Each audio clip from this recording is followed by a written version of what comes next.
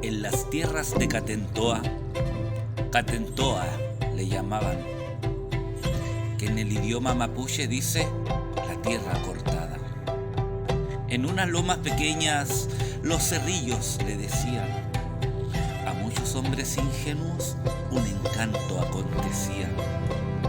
Por el camino de tierra y a punto de atardecer, va pasando un hombre solo, cuando un fuego ve arder. Y se acerca de curioso por sonidos y tonadas. Es una fiesta muy grande, encantado ya se encontraba.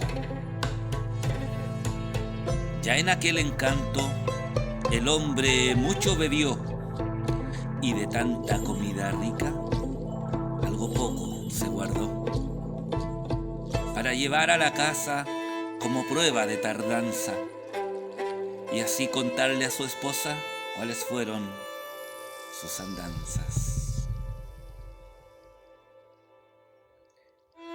Está muy rico el pastel, se le siente muy crujiente, le decía esto al encanto, que muy alegre lo atiende.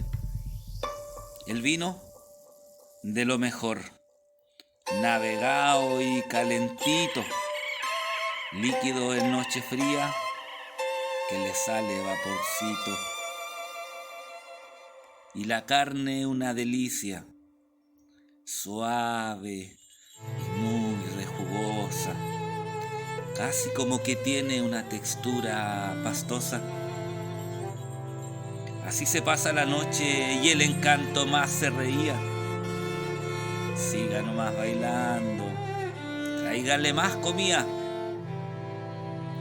El hombre, ya muy borracho, presa en mano se durmió, arrebatado de tanto vino y carne que comió.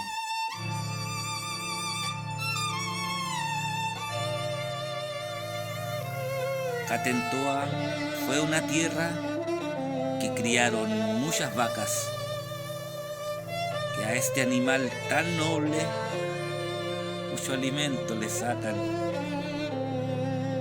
como este curioso encanto, y en esto sí que no miento, a los hombres que envolvía agasajaba con excremento.